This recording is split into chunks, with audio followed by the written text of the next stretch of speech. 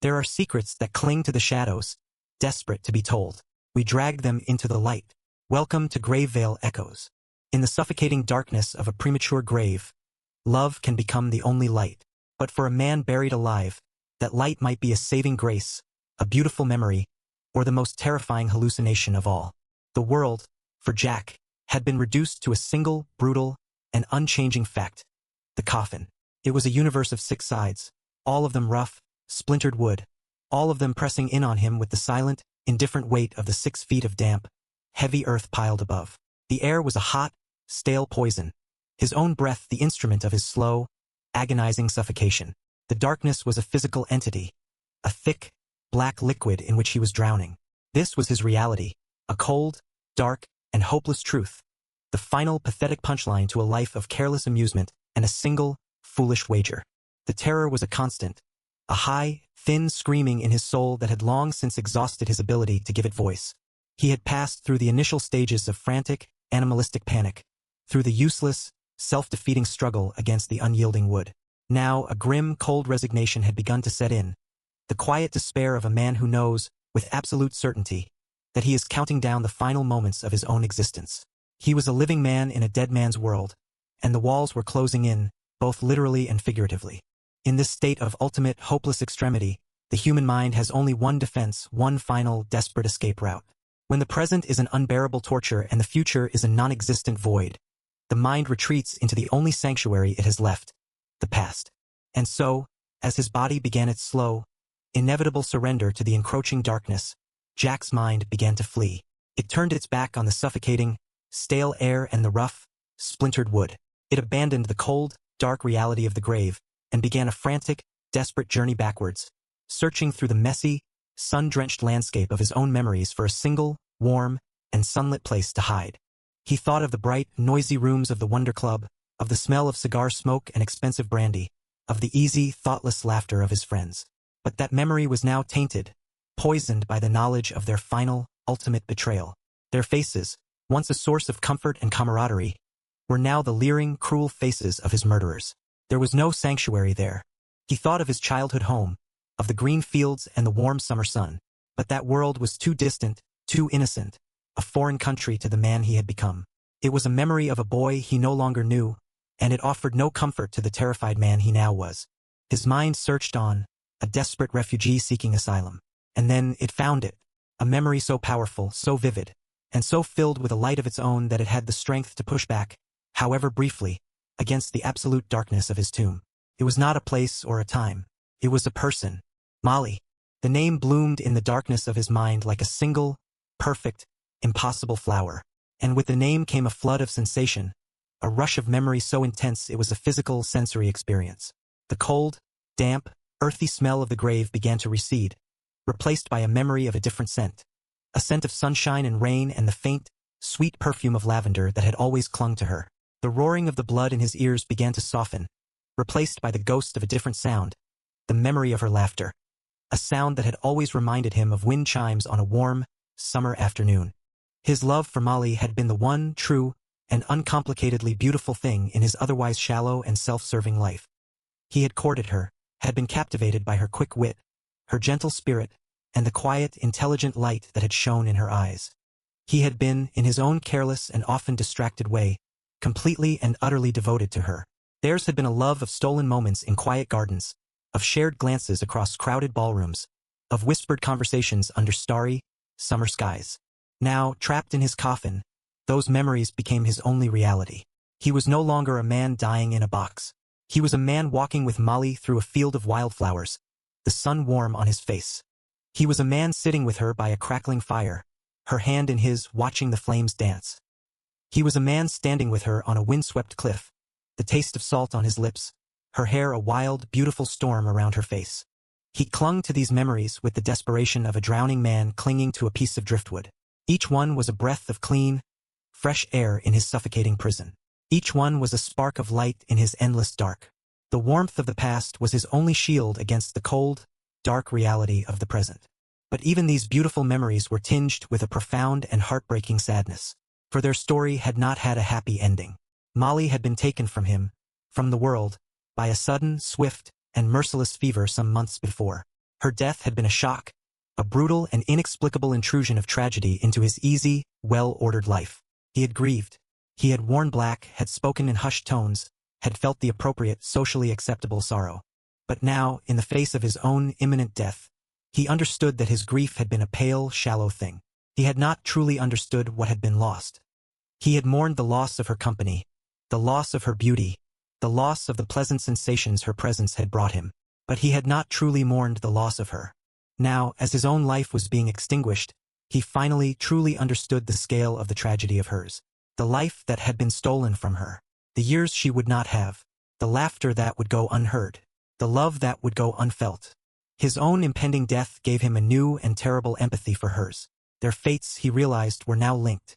They were both victims of a premature, unjust end. And so, the warmth of his memories of her began to cool. The beautiful, sunlit images began to be tinged with the gray shadows of the graveyard. His love for her, once a simple, joyful thing, was now transformed, deepened, and made tragic by his own circumstance. It was no longer just a cherished memory. It was a lament, a requiem for two lost lives. He lay in the dark, his body failing, but his mind alive with the ghost of her. He was no longer just a man waiting to die. He was a lover, waiting to be reunited with the object of his affection in the only place left to them.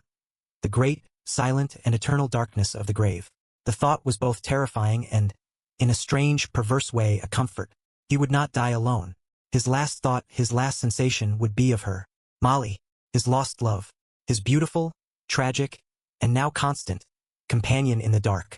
Jack floated in the dark, his consciousness adrift on a sea of memory. He had constructed a fortress of the past to protect himself from the unbearable horror of the present. The walls of this fortress were built from shared laughter. Its rooms were lit by the memory of her smile, and its air was filled with the ghost of her presence. He clung to the memory of Molly with a desperate, all-consuming focus, using the sheer power of his will to keep the cold, dark reality of the coffin at bay. But the grave is a patient and powerful adversary, and the fortress of memory, no matter how strongly built, cannot stand against it forever. The real world, the world of the tomb, began to seep through the cracks, not with a sudden, violent assault, but with a slow, subtle, and infinitely more terrifying corruption of the very memories he was using as a shield. It began with the scent. He was lost in a vivid, sun-drenched memory of a picnic with Molly in a field of wildflowers. He could almost feel the warmth of the sun on his skin, almost hear the buzz of the bees in the clover, and he could smell the sweet, clean scent of the summer grass. But then, another scent began to intrude, a faint, familiar, and achingly beautiful fragrance that did not belong in a field of wildflowers. It was the scent of lavender and rain. It was her scent, the perfume she had always worn, a light, delicate fragrance that had been uniquely, indelibly hers. The memory of the scent was so powerful, so real, that his dying, oxygen-starved brain accepted it as a sensory fact. The stale, earthy smell of the grave, the smell of damp soil and decay, was completely and utterly replaced by the clean, sweet perfume of his lost love. For a moment it was a comfort. It was as if his memory had become so powerful that it could even manifest the scent of her, a final, beautiful gift from his own mind. He was not in a coffin. He was with her, and he could smell her perfume. But the sensation lingered for too long. It was too persistent. It did not fade, as a memory should. It grew stronger, more defined, until it was as real and as present as the suffocating darkness that surrounded him. And a new, cold thought began to creep into his mind. This was not a memory. A memory is a ghost. This was a presence. The scent was not in his mind. It was in the coffin with him. The impossibility of it was a new, sharp crack in the foundations of his sanity. Then, the sound of his world began to change. The frantic, roaring symphony of his own body, the pounding of his heart, the rushing of his blood began to subside. It was as if a conductor had gently lowered his baton, hushing the orchestra of his panic. The roaring in his ears softened to a low, distant hum, and into this new, relative quiet, a new sound was born. It was a whisper. It was a faint, musical, and impossibly gentle sound, a sound on the very edge of his hearing. It was not a word, not a sentence. It was just a soft, sighing exhalation, a sound that seemed to be a perfect fusion of sorrow and peace, and it seemed to be sighing his name. Jack. The sound was not inside his head, like a thought. It was not outside the coffin, like the knocking had been. It seemed to occupy a strange, impossible space, to be both intimately close and infinitely far away at the same time. It was the sound of a voice carried on a soft breeze, a breeze that could not possibly be blowing in his sealed, subterranean prison. He held his breath, straining to hear it again. Was it her? Was it Molly's voice? A memory so powerful it had become an auditory hallucination? Or was it something else? Was it the grave itself, learning his name, beginning to speak to him in a voice it knew he would recognize, a voice it knew he would trust? The line between a comforting memory and a terrifying, supernatural intrusion was becoming terrifyingly, hopelessly blurred. And as he lay there, listening to the impossible whisper of his name, a new sound began. A sound that was so out of place, so fundamentally wrong in the context of his tomb, that it almost made him laugh with the sheer, insane absurdity of it. It was a soft, dry, rustling sound. It was the sound of a silk dress moving through a pile of dry, autumn leaves. It was a crisp, delicate, and entirely feminine sound. And it was coming from directly above him, from just outside the lid of his coffin. He was 6 feet underground. There was no silk dress. There were no autumn leaves. There was only 6 feet of heavy, damp, and silent earth. And yet he could hear it. The sound was as clear and as undeniable as the pounding of his own heart. A woman, wearing a silk dress, was walking on the ground above his grave, and the sound of her passage was somehow, impossibly, penetrating the earth and the wood, reaching his ears in the suffocating darkness. The fortress of his memory was now in ruins. The beautiful, sunlit images of his past with Molly were being invaded, corrupted by these impossible, real-time sensory experiences. The smell of her perfume, the sound of her voice, and now the sound of her dress. It was then that he felt the final, definitive shift. The crushing, claustrophobic loneliness of his tomb, a feeling that had been his constant companion, suddenly vanished. It was replaced by a new, and far more terrifying sensation, the feeling of a presence. He was no longer alone. He could not see anything. He could not, with any rational part of his mind, explain what was happening. But he knew, with a certainty that was as absolute as the darkness, that someone was with him. Not in the coffin, not yet, but close, very close. A conscious, aware, and focused presence was just on the other side of the wood and the earth. It was standing directly on the ground above him, and it was aware of him. It was focused on him. Its attention was a palpable, physical weight, a pressure against the coffin lid that was different from the pressure of the earth. The feeling was not menacing. It was not the predatory, malicious presence he might have imagined from a ghost story. It was sad. It was a presence filled with a profound, an infinite, and a deeply familiar sorrow. It was her. Somehow, impossibly, Molly was there, standing on his grave, in the middle of the night, in the desolate, forgotten churchyard. And she knew he was down here. The terror that this realization brought was a new and complex vintage. It was a terror mixed with a wild, insane, and utterly irrational hope. Was she a ghost? Had she come to guide him, to comfort him, to lead him into the next world? Or was it something else? Was he already dead, and this was his first ghostly encounter in the afterlife? Or was he still alive, and his mind, in its final desperate moments, had created not just a memory, not just a hallucination, but a full-blown, interactive, multisensory delusion? He didn't know. All he knew was that the rules of his reality had been completely and irrevocably broken.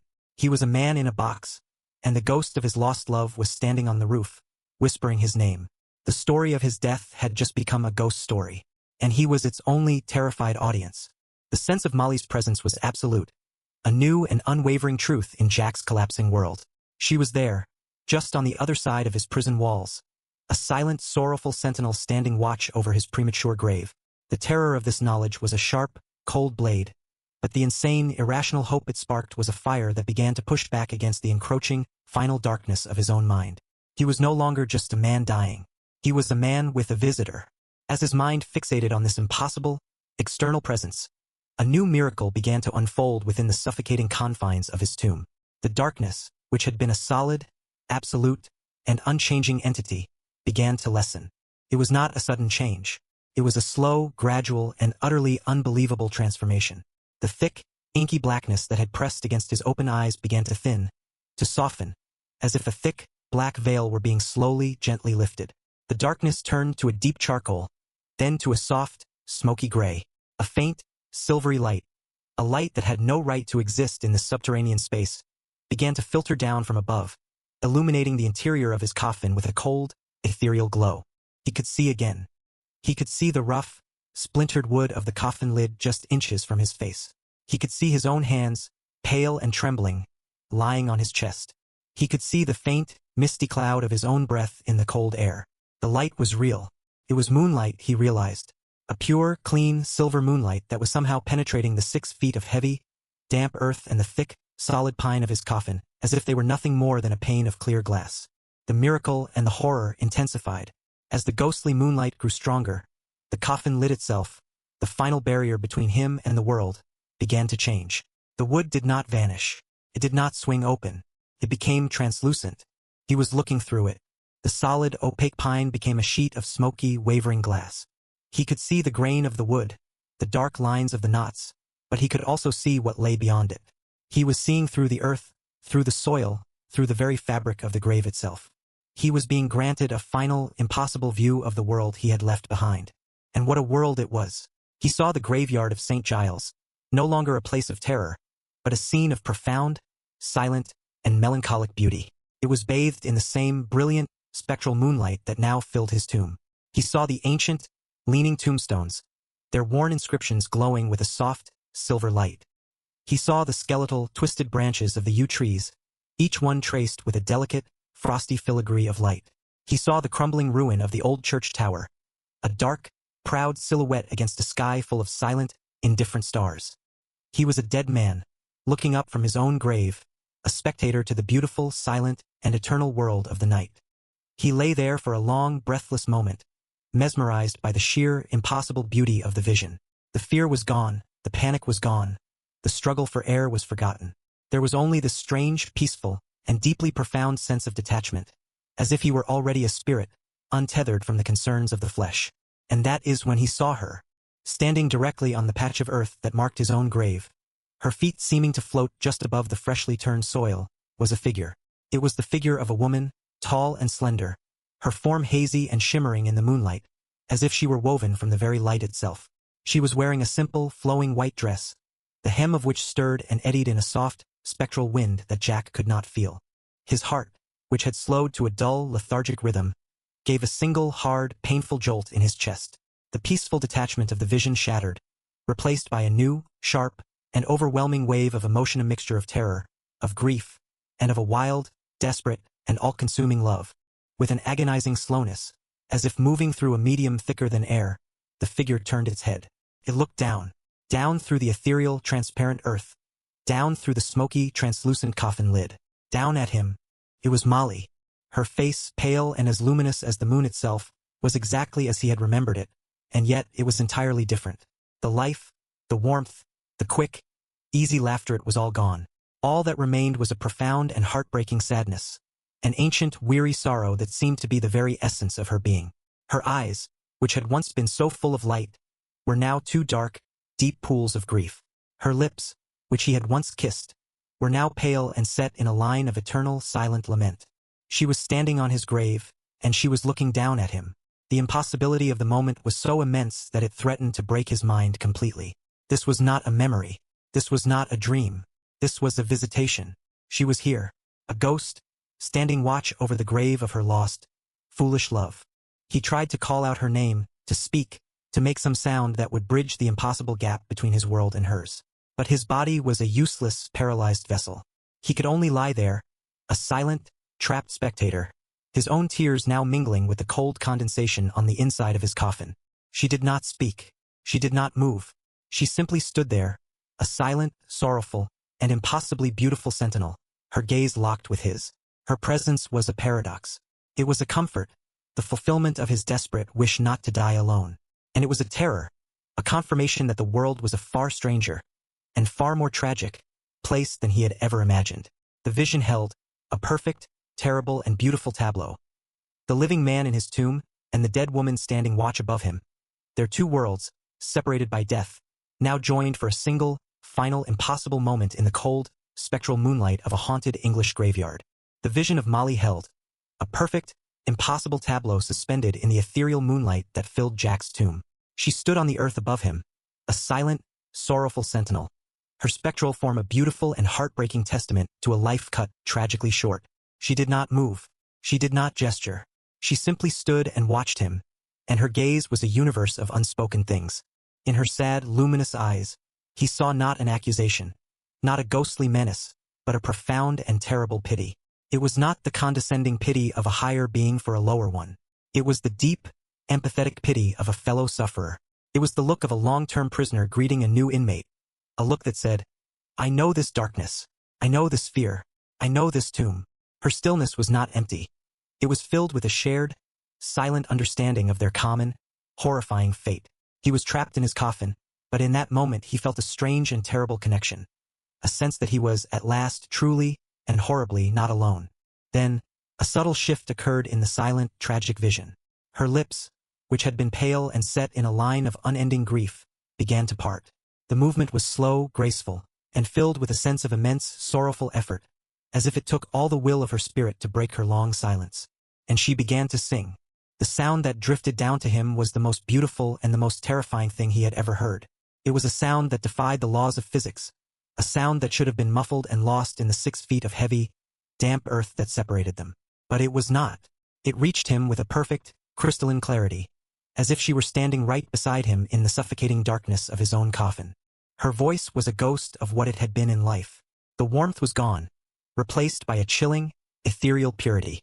It was a sound like wind chimes made of ice, a melody of pure, unadulterated sorrow that was so beautiful it was physically painful to hear. It was a song of lost things, of forgotten promises, of a light extinguished too soon. And he knew the song. A jolt of recognition, sharp and poignant, cut through his dreamlike state. It was an old folk ballad, a sad, haunting melody they had once shared. He remembered a summer evening, sitting with her on a grassy hill overlooking the sea, as she had sung it softly to him while the sun set. In that moment, it had been a song of romantic, imagined tragedy. Now, sung by her ghost into his own grave, it was a dirge. It was a requiem. And he realized with a dawning, sickening horror that it was not just a song she was singing. It was a confession. As her clear, ghostly voice filled his tomb, the words of the sad ballad, words he had once thought were merely quaint and poetic, took on a new, sharp, and horrifying meaning. The song told the story of a young maiden who had given her heart to a charming, but faithless, lover. It spoke of a secret promise, a vow of love made under a moonlit sky, a promise that the lover had callously, cruelly broken. He swore his love by stars above, a promise sweet and deep. Her ghostly voice sang, the melody a weeping thing. But sailors' vows, like shifting sands, are never meant to keep. The words were a key, unlocking a dark room in his memory. He remembered the foolish, drunken boasts of his friends at the Wonder Club, their casual cruelty, their jests about broken hearts and the fickleness of women. Had one of them been Molly's secret suitor? Had her tragic, sudden fever been nothing more than a convenient fiction to cover up a more shameful, more brutal truth? The song continued, its narrative growing darker, more specific. It told of the maiden discovering her lover's betrayal. It told of her threat to expose his faithlessness, to ruin his good name. And it told of his final, terrible solution.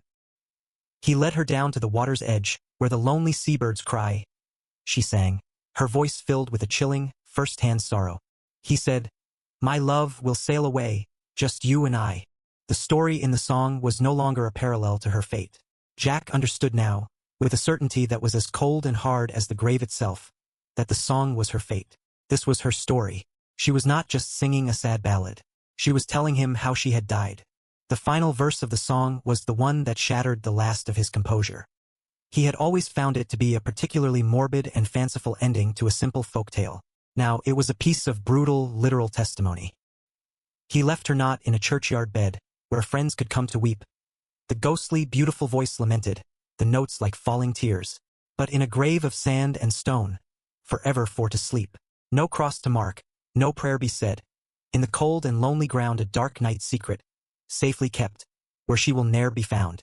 An unmarked grave, a secret burial, a truth deliberately, methodically erased. The lie of her death certificate, the story of the swift and sudden fever, was a fiction designed to cover up a monstrous crime. Molly had been murdered, betrayed and murdered by a man she had loved, a man who was almost certainly one of the very same men who had put Jack in this box. And she had not been given a proper burial. She was lying somewhere, alone, in an unmarked, unconsecrated grave. The knocking, the rhythmic, patient knocking he had heard. It had not been from the coffin next to his. There was no coffin next to his. He was in a fresh grave, alone. The knocking, it had been her. Her spirit, trapped in its lonely, unmarked resting place somewhere else in this same, desolate churchyard, had sensed his living, dying presence. She had reached out, her knocking a desperate, lonely signal across the dark, silent earth. A call from one premature tomb to another. The song ended, its final, sorrowful note hanging in the air for a long, heartbreaking moment before fading into the silence. The vision of Molly remained, standing on his grave, a silent, beautiful specter in the moonlight. And then he saw the tear. As the last echo of her song died away, a single, perfect, spectral tear formed in the corner of her eye. It was not a thing of water. It was a drop of liquid moonlight, a bead of concentrated, solidified sorrow. It trembled on the edge of her eyelid for a moment, and then it began to roll, tracing a silent silver path down her pale, ghostly cheek. It was a final, terrible confirmation. A tear shed not for him, but for herself, for the story she had just told, for the truth that she had finally, after months of silence, been able to share. Her eyes, which had been filled with a general, profound sadness, now locked with his, and in their depths he saw a new expression. It was a look of desperate, urgent, and profound meaning. It was a plea, a silent, ghostly command. You know, her eyes seemed to say, you know my story, you know the truth. They lied. They all lied. Do not let me be forgotten. Do not let my secret be kept. Avenge me. In that final, silent, terrible gaze, she was passing the torch. She was giving him not a warning, not a comfort, but a mission. It was a mission he would never be able to complete. But in that moment he was no longer just Jack, the victim. He was Sir Philip Harclay. He was the champion of a wronged soul. He was the keeper of her truth. The vision, its purpose fulfilled, its message delivered, began to fade. The beautiful, impossible light began to recede. The sorrowful face of Molly, her tearful, pleading gaze fixed on him to the very last, dissolved into the moonlight, becoming one with the mist and the night. The graveyard vanished. The transparent lid of his coffin turned back to solid, unforgiving wood. And he was alone again, in the absolute, suffocating darkness, with the echo of a song in his head and the terrible, beautiful, and inescapable weight of a murdered woman's final truth. The last sorrowful note of Molly's song faded, and with it, the vision began to die. It was not a sudden vanishing, but a slow, heartbreaking dissolution. The brilliant, spectral moonlight that had filled the coffin grew dim, its pearlescent glow receding like a tide going out. The beautiful, tragic face of Molly, her tearful, pleading gaze locked on him to the very end, began to waver, to lose its impossible, solid form. She dissolved into a shimmering mist, a swirl of silver light and sorrow, and then she was gone. The translucent coffin lid, his impossible window to the world, solidified, thickened, and became, once more, just a slab of rough, splintered wood. And the darkness returned. It rushed back in to fill the void, a black, suffocating wave that was 1,000 times more terrible than before. Before, it had been the darkness of a lonely tomb. Now, it was the darkness of a world that had just been deprived of a miracle. The silence that returned was absolute, a profound, crushing weight that was made all the more deafening by the memory of her beautiful, ghostly song. Jack was alone again, truly and utterly alone, left with nothing but the echo of a song in his head and the final, agonizing question that would be the epitaph of his sanity. Was she real?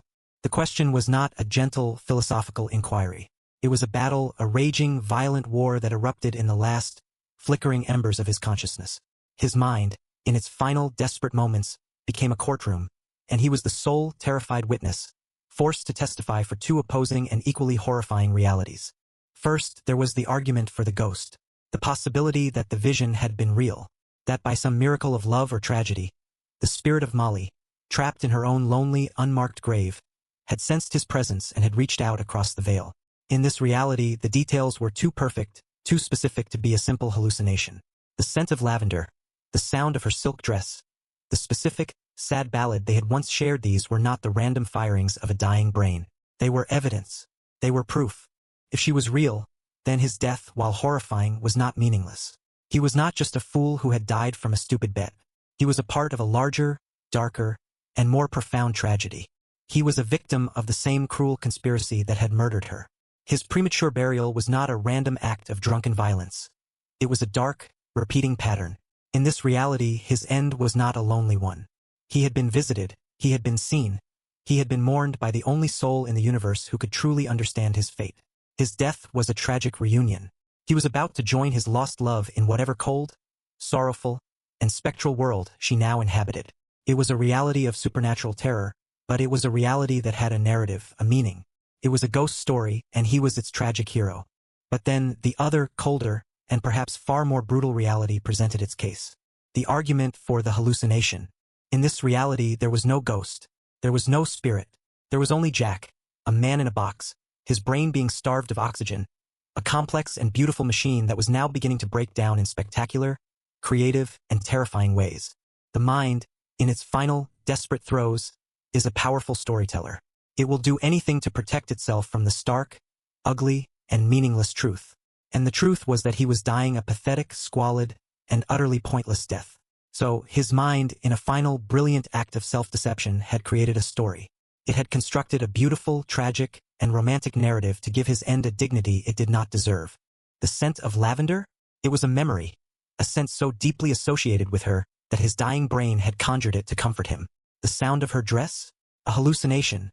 The sound of settling earth being reinterpreted by his mind as something familiar and feminine. The song? A melody buried deep in his own memory, now replayed and given a new, tragic context. And the vision itself, it was the ultimate masterpiece of a dying mind. It had taken his own guilt, his shallow grief over her death, his careless love for her in life, and had woven it into a grand, gothic romance. It had transformed him from a fool into a champion, from a victim of a prank into the keeper of her tragic secret. The vision of Molly had not been a visitation from a ghost. It had been a visitation from his own ego, his own desperate need to be the hero of his own story, even at the very end. In this reality, there was no shared fate. Molly had died of a fever. She was at peace. He was the only one in this terrible subterranean theater. The knocking from the next coffin, the sorrowful song, the pleading "I sit" was all a grand, solitary performance. A ghost story told by a brain to itself as the lights went out for good. He was adrift between these two terrible poles. Was he the tragic hero of a supernatural love story, or the pathetic protagonist of a clinical study in psychological collapse? A ghost companion, or a madman's audience? He could feel the last of his strength, the last of his consciousness, beginning to dissolve. The darkness was no longer just a visual phenomenon. It was a feeling, a state of being into which he was now sinking. He thought he felt a final, gentle touch on his cheek, a caress as cold as winter frost. Was it the spectral hand of Molly, a final, loving farewell? Or was it the last, cold kiss of his own lonely death, his nerve endings firing one last, meaningless signal? He thought he heard a final, faint whisper of his name. Jack, was it her voice, calling to him from the other side, welcoming him to their shared, eternal prison? Or was it just the last, faint echo of a memory, the final, beautiful lie his mind was telling itself before the silence became absolute? He would never know. The truth of the vision, whether it was a ghost of love or a ghost of the mind, was a secret he would now keep for eternity. Not because he was a guardian of that secret, but because he would never, ever know the answer. The final, unanswered question was his true epitaph, and the absolute, suffocating darkness of the grave was its only reply. Jack is left with the echo of a song and the image of a tear. He has found his lost love in the grave, but whether she was a true spirit or a beautiful ghost of his own creation is a mystery. Was Molly's ghost real? And what tragic story was she trying to tell him with her song? Let us know what you think below. The final page is turned, but the chill will linger long after the screen goes dark. Subscribe and return for the next secret we unearth.